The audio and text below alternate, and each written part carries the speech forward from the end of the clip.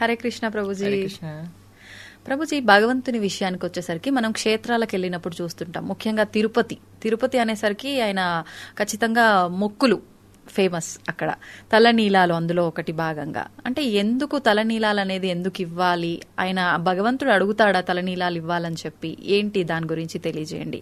ఇంకొక విషయము, కొబ్బరికాయ. ఖచ్చితంగా మనం భగవంతుడు, ఆధ్యాత్మికత, పూజలు అనగానే ఫస్ట్ మనందరికీ గుర్తొచ్చేది కొబ్బరికాయ కొట్టాలి అని చెప్పి.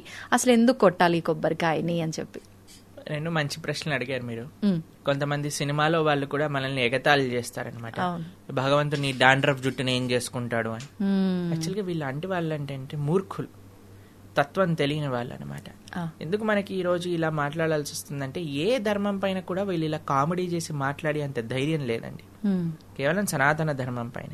ఎందుకు అని అంటే, హిందువు చాలా తేలిగ్గా, ఎందుకంటే హిందువుకి వాటి ధర్మం అంటే ఏంటో తెలియదు, మర్చిపోయాడు కాబట్టి.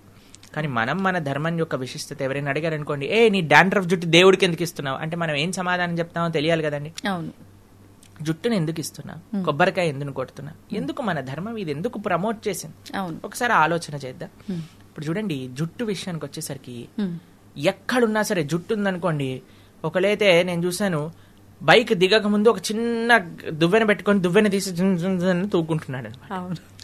ఎందుకంటే ఏది ఉన్నా సరే ఆ హెయిర్ స్టైల్ అనేది అన్నిటికంటే ముఖ్యం అనమాట. ఎక్కడైనా విండో చూపిస్తాను వెంటనే సరి చేసుకుంటూ నించుంటారనమాట. అనిపించిందంటే జుట్టు సరి చేయాలి, ఎలా ఉన్నామో చూసుకోవాలి, అంతే కదండి. అంతే. ఇప్పుడు ఒక వ్యక్తి అట, వాడికి గుండుగాడట, మొత్తం బట్టతల, ఇక్కడ రెండు జుట్టు, ఇక్కడ 2 కేశాలు అలా ఉన్నాయట. ఒక వ్యక్తి ఆయన దగ్గరికి వెళ్ళి, అబ్బా అసలు ఏంటి నీ కేశ సౌందర్యం అనగానే చాలా ఆనందపడి ఒక బస్తా బియ్యం ఇచ్చేసాడట ఆయనకి. అయితే సరే అని బస్తా బియ్యం పట్టుకొని నడుచుకుంటూ వెళ్తున్నాడట. నడుచుకుంటూ వెళ్తుంటే ఇంకొక ఆయన అడిగాడట, అరే ఈ బస్తా బియ్యం ఎక్కడి నుంచి వచ్చారా? ఆ బట్టతలోడు ఇచ్చాడు అన్నాడు. సరే నేను అక్కడికి వెళ్ళాడట, వెళ్ళి చెప్పాడట, నువ్వు బస్తా బియ్యం ఇచ్చావు కదా, వాడు నిన్ను బట్టతలోడు అంటున్నాడు అనగానే ఒక గుర్రం పైన వీడు బయలుదేరాడట, పరిగెత్తుకుంటూ వీడి దగ్గరకు వచ్చేసరికి, ఏంట్రా నన్ను బట్టతలోడు అంటావా అంటే, ఈయన చూసాడట, వీడు వెళ్ళి చెప్పుంటాడని, మెల్లగా మీరంతా ఫాస్ట్ గా రాకండి, మీ జుట్టంతా ఎగిరిపోతుంటే ఇలా అలల్లా కనిపిస్తుంది, ఎంత సుందరం అనగానే వాడు వచ్చిన గుర్రం కూడా వీడికి ఇచ్చేసాడట. పొంగిపోతున్నాడా? పొగడతలకి పొంగిపోతున్నాడు. అలాంటి వాళ్ళమే మనందరం కూడా. ఓకే, మనకి కొద్దిగా పొంగంగా ఉబ్బని బెలూన్ లా ఉబ్బిపోతాం అనమాట. ఇంత ఉన్నది ఇంత చేయంగానే మన ఆకాశంలో పట్టుకొని కిందికి దింపాల్సి వస్తుంది అన్నమాట. అంతేనా కాదా చెప్పండి? దేనికి గొప్పతనం? కేశ సౌందర్యం. అసలు ఏం హెయిర్ స్టైల్ రా అనగానే మనం గురుగుడు అయిపోతాం. మాకే ఆ ప్రాబ్లం ఏం లేదు, ఓన్లీ 1 హెయిర్ స్టైల్. అయితే కేశములను ఇవ్వటము అని అంటే సెల్ఫ్ కాన్షియస్నెస్. బాగున్నామా లేదా, జుట్టు ఎగిరిపోయిందా లేదా, దాన్ని మా చిన్నప్పుడు ఇది వచ్చేది జెల్ అని వచ్చేది అనమాట. ఆ జెల్ తీసి జెల్కి రాసుకొని ఇలా హెయిర్ డ్రెస్సింగ్ చేసుకొని అలా జనాలందరూ చూస్తే మాకైతే ఎంత బాధ వేసేది. అసలు ఏం చేస్తున్నారా వీళ్ళు, డబ్బులు ఖర్చు పెట్టడం ఏంటి, మేమైతే బ్లేడ్ తీసుకొని గురుగురు అనుకుంటాను, 2 రోజులకి ఒకసారి అయిపోద్ది మా పని అంతే. కానీ పిచ్చి ఎందుకోసం? నేను బాగుండాలి, నేను బాగా కనిపించాలి, నాది దీంట్లోనే మనిషిపోతున్నాడు. కానీ ఎప్పుడైతే మనం భగవంతుడికి మన తలనీలాలు సమర్పణ చేస్తున్నామా, అయ్యా నేను ఇంత పొజెసివ్ సెల్ఫ్ కాన్షియస్ కాకుండా నీ గురించి ఆలోచన చేసే సమయం ఇవ్వాలి. ఆ యొక్క మన దగ్గర ఉండే ఆ భావన ఏదైతే ఉందో దాన్ని భగవంతుడికి సమర్పణ చేస్తున్నాం అన్నమాట. అది ఒక భావనతో మనం చేసే పని. ఆ భావన లేకుండా చేస్తే అది వేస్ట్ అండి. ఆ భావనతో కలిపి చెయ్యాలి. ఒకడంటాడు, ఈ మధ్య వీడియోలో చూసాను అనమాట, మనకి సనాతన ధర్మంలో ఎప్పుడు గుండు చేయించుకున్నా సరే శిఖ పెట్టుకొని చేయించుకోవాలండి. ఓకే, ఎందుకని ప్రభుజీ? అది మన ధర్మం, మన సాంప్రదాయం. ఎవరైనా సరే, ఏ వర్ణంలో ఉన్న వాళ్ళైనా సరే, ఎక్కడైనా సరే, హిందువులు అంటే ముందుగా ఒక విషయం ఏంటి అంటే, స్త్రీలు గుండు చేయించుకోరాదు. స్త్రీలు గుండు చేయించుకోరాదు, పురుషులు చేయించుకోవాలి. చేయించుకున్నప్పుడు మనం శిఖ పెట్టుకోవాలన్నమాట. ఇది చాలా ముఖ్యమైనది. ఒక ఆయన అంటాడు, తిరుపతిలో శిఖ పెట్టకుండా మొత్తం బోడిగుండు చేసేస్తారు కదా, అంటే అది బౌద్ధారామము, బుద్ధుడి యొక్క ప్రదేశం అని దాని వల్లే తెలుస్తుంది అని అన్నాడు అనమాట. ఇప్పుడు చూడండి, మేము ఎన్నో ప్రదేశాలు, ఎన్నో దేశాలలో బౌద్ధారామాలకు వెళ్ళాం. అక్కడ అందరూ అగరబత్తులు చూపిస్తారు. అగరబత్తులు చూపించడం ఎవరి సాంప్రదాయం? మనం చూపిస్తాం కదా, అంతే కదా. అలానే బౌద్ధ రామాలన్నీ కూడా హిందువులవే అని మనం అంటామా? లేదు. అంటే ఎలాగా మాట్లాడేస్తున్నారు జనాలంటే మాకు నవ్వు వస్తుంది. ఏది తోస్తే అది మాట్లాడేది. ఒక ఆయన మాట్లాడతాడు, ప్రబుద్ధుడు. ఏమంటాడంటే, రాముడు 10 లక్షల సంవత్సరాలు పూర్వం అని ఎలా చెప్తారు? ఎందుకంటే హిస్టరీ ప్రకారంగా మనకి కేవలం ఒక 4000 సంవత్సరాల ముందే మనకి స్టార్ట్ అయిపోయింది అని. అదే హిస్టరీని సైన్స్ ప్రకారంగా కానీ మనం చూస్తే మనుషులు కోతుల నుంచి వచ్చారు అని ఉంటుంది, కానీ ఒక 2 మనుషుల నుంచి వచ్చాయి అని చెప్పరు. అంతే. మన ధర్మం గురించి చెప్పేటప్పుడేమో సైన్స్ హిస్టరీ కావాలి, వాళ్ళ ధర్మం దగ్గరకు వచ్చేసేదేమో వాళ్ళ పుస్తకం కావాలి. అంతే. మన ధర్మాన్ని దూషణ చేసేటప్పుడేమో అడ్డమైన లాజిక్లన్నీ తీసుకొస్తాడు, వాళ్ళ ధర్మాన్ని ప్రశ్నిస్తేనేమో మాది సత్యం అంటారు. అంతే. ఏంటండి అసలు? ఎవరి స్వార్థం వాళ్ళదండి. ఎంత మోసం, ఎంత స్వార్థం, అసలు ఎన్ని రకరకాలుగా సనాతన ధర్మాన్ని. కానీ మీకు ఒక విషయం తెలుసా అండి, వీళ్ళు ఏమీ చేయలేరు మన ధర్మాన్ని. ఎందుకో తెలుసా అండి, ఎప్పటి వరకైతే 1000 సంవత్సరాల నుంచి భారతదేశాన్ని అన్యమతస్థులు పాలిస్తూ ఉన్నారు, అయినా ఈ భారతదేశంలో అందరికంటే ఎక్కువ ఉన్నది సనాతన ధర్మానికి చెందిన వాళ్ళే. అవునా కదా? 1000 సంవత్సరాలైనా సరే మనం బాగున్నాం, 1,00,000 సంవత్సరాలైనా సరే మనం బాగుంటాం. ఎప్పుడు మనము సినిమాలలో చూసి మన ధర్మాన్ని మనమే అవహేళన చేసుకోవటం ఆపినప్పుడు,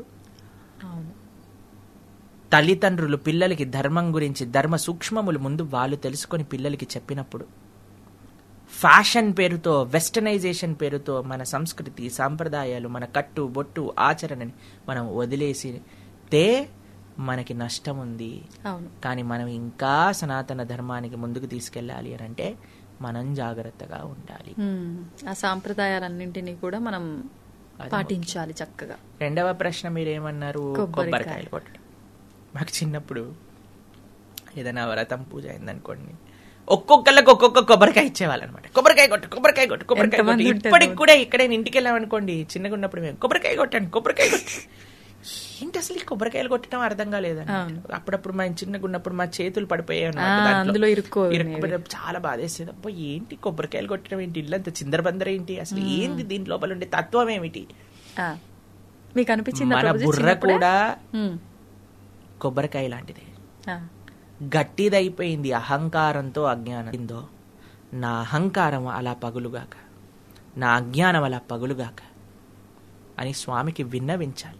కొబ్బరికాయ కొట్టడం తప్పు కాదండి, కొబ్బరికాయ ఫట్ అని కొట్టినప్పుడు వెంటనే మీరు ఆ ప్రార్థన చేయాలి, స్వామి కొబ్బరికాయ ఎలా పగిలిందో అలా నాలో ఉన్న దుర్గుణాలు కూడా అలా వెళ్ళిపోవాలి. అంతేగాని కొబ్బరికాయ కులిపోయింది, కొబ్బరికాయ ఏదో తప్పు అయిపోతుంది, పువ్వు వచ్చింది ఏదో మంచి అయిపోతుంది, ఇలాంటివి ఏమీ లేదు. మాకు ఒకసారి పువ్వు వచ్చింది, దాని తర్వాత చెయ్యి ఇరిగింది, కాబట్టి ఇంక పువ్వు వస్తే మంచి అవుతుంది లేకపోతే ఇది అవుతుంది, అవన్నీ పక్కన పెట్టండి. మన భావన మంచిగా ఉండాలి.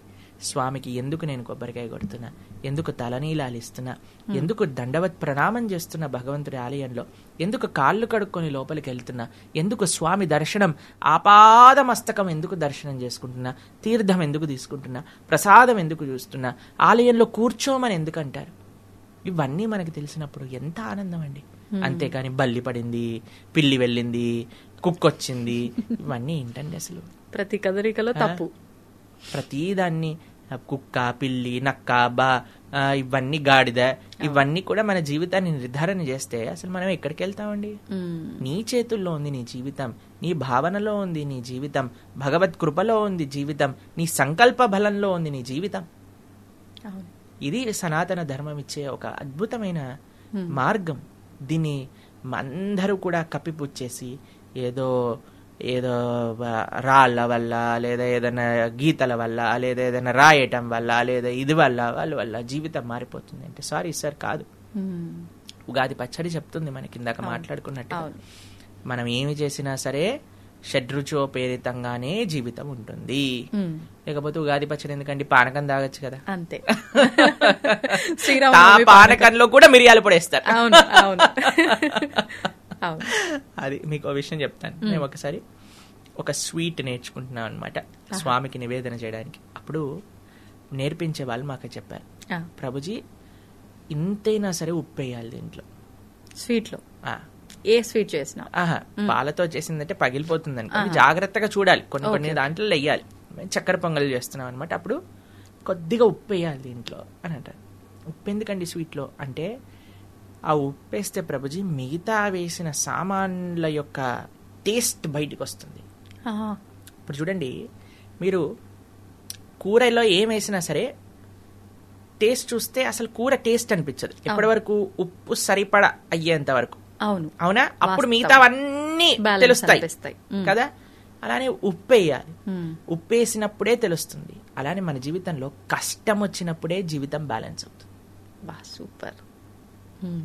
కష్టం వచ్చినప్పుడే జీవితం బ్యాలెన్స్ అవుతుంది. ఆ కష్టం వచ్చినప్పుడు కుంగిపోరాదు, ధైర్యంతో నిలబడాలి. అది సనాతన ధర్మం. హరే కృష్ణ. ప్రభుజీ, డౌట్. ఇప్పుడు ఈ కొబ్బరికాయ కొడితే ఇంత అర్థం ఉంది, అయితే ఈ అర్థం తెలిసి కొడుతున్నారో ఎందుకు కొడుతున్నారో కానీ కొట్టడం అయితే ప్రారంభించారు, అది అలా కొనసాగుతుంది.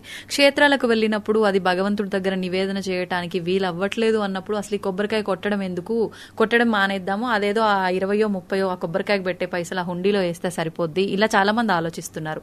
దీని గురించి ఏం చెప్తారు? బ్రహ్మాండంగా కొబ్బరికాయ కొట్టండి, మనసులో స్వామికి నివేదన చేయండి. ఒక తులసి పెట్టి స్వామికి, అయ్యా నేను ఇక్కడ నుంచే నివేదన చేస్తున్నాను. మీకు ఒక విషయం తెలుసా, దాస్యాబౌరి అని ఒక భక్తుడు ఉన్నాడు. ఆయన వాళ్ళ ఇంట్లో కాసిన కొబ్బరి బోండాలని జగన్నాథుడికి పంపించారనమాట. అయితే జగన్నాథుడికి పంపిస్తే ఆయన పాపం మర్చిపోయాడు పంపించిన. ఆయన లోపలికి వెళ్ళి దర్శనం చేసుకుని బయటకు వచ్చేసాడు. మళ్ళీ లోపలికి ఎవరు వెళ్తారులే, ధ్వజస్తంభం నుంచే ఇలా చూపించాడు. జగన్నాథుడు మూల ఆలయంలో నుంచి చెయ్యి బయటికి వచ్చి ధ్వజస్తంభం దగ్గర ఉన్న కొబ్బరికాయ తీసుకొని లోపలికి వెళ్ళిపోయాడు అనమాట. కాబట్టి మీరు ఎక్కడున్నారు, స్వామి అర్చకులు నివేదన చేశారా లేదా మర్చిపోండి. మీరు మంచి భావనతో, స్వామి నీ కోసం ఈ కొబ్బరికాయ తెచ్చాను, నా కొబ్బరికాయ, కొబ్బరి టెంక కాదు మనకు స్వామికి ఇచ్చింది, లోపల ఉండే ఆ కొబ్బరి, అది మన మనస్సు. పైన ఉండే టెంక లాంటిది అది మన అహంకారం. ఈ అహంకారాన్ని వీర్చే స్వామి, నా మనసును నువ్వు స్వీకరించు అని మనస్ఫూర్తిగా స్వామికి నివేదన చేసి మనసులో చక్కగా ఆ కొబ్బరికాయని టక్ టక్ కొట్టుకొని తింటూ ఉండండి. స్వామి యొక్క దర్శనం ఎలా అయింది అని ఆలోచిస్తూ ఉండండి. దానికంటే గొప్ప భావన ఆయన తీసుకున్న ప్రసాదాన్ని మనం తీసుకోవడము. సంతోషం ప్రభుజీ, చాలా చక్కగా వివరించారు. నిజంగా ఈ విషయంలో అంటే ప్రతి నిత్యం జరిగే ఈ రొటీన్ విషయాలైనా కూడా చాలా మందిలో డౌట్స్ ఉంటాయి, అవన్నీ కూడా చాలా చక్కగా క్లియర్ చేశారు. హరే కృష్ణ.